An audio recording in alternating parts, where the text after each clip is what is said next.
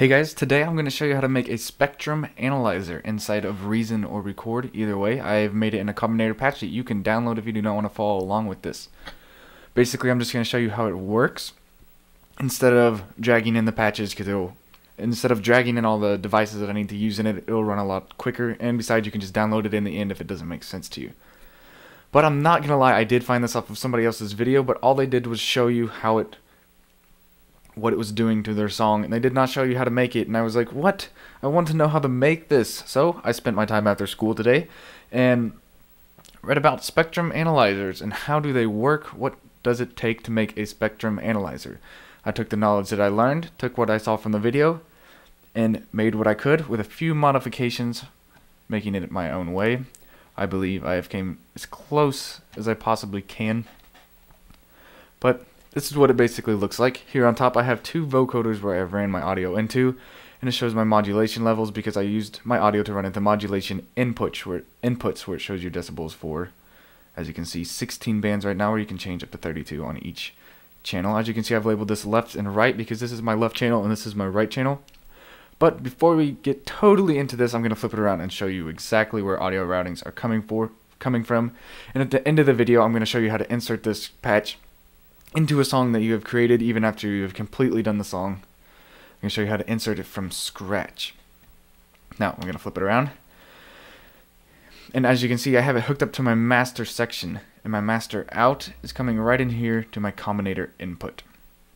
I'm taking this master out and putting it to my devices all the way down here to my spider audio on my AB on the split side. So I have left and right.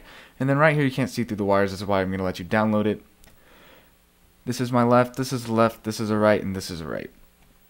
My first left, I've brought it up to this first equalizer, and my second left, I've brought it to the second one, and it will auto connect your rights. So basically, I have two equalizers for different takes. You have one take and a second take. I don't know exactly what you would actually call that. I'm going to call them two takes, two different sides to two different views, we'll call it. And there's just another spider over here, but is not important until later on in the routing. Now that I have two equalizers, you can see that they both have outputs. And the outputs come to a small mixer, which is my line mixer, where they both mix together, and I take my master output and I bring it back down to the spider that I just mentioned. Now here I'm going to split the audio twice again, but this time I'm going to divide the lefts and rights between one left goes to one device, one right goes to the other device. And the first part is I'm going to take the very first one and it goes into the input, the modulator input of my first BB512 vocoder. And then my right goes into the second one. This is where you can see I've labeled left and right. So when I flip it around, I will know which side is which. Now my output, which is the second output because it is split of what came from my mixer, the second output comes all the way up to from devices, which is going to connect to my combinator output, which ultimately connects to my audio output. Now, if I scroll back down, I'm going to tell you what this mixer does. The mixer is what connects both of my equalizers together for one take and my second take for two different views of my track. Both of them are playing together when you first create it, so you're going to have to mute one channel or mute the other and solo a channel. Because these are two different takes, you can see that this is labeled 1, this is equalizer 1, so they connect together.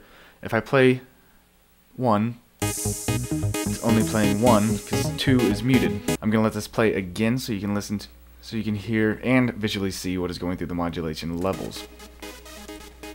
As you can see, I have 32 band and 32 band selected all the way to 4 band. You can change it. 16 is what it will be automatically at.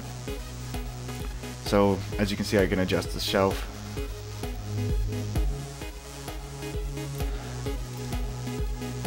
Put in some more highs, whatever. But then if I was to switch solo this, it's back to normal. Of course, you can add as many equalizers as you want for however many takes you want to take, for however many versions you want to make.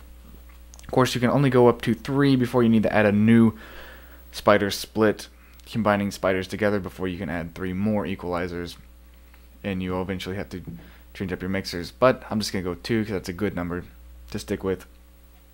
And that's basically all you do. And now I'm going to show you how to insert your combinator into a fresh song.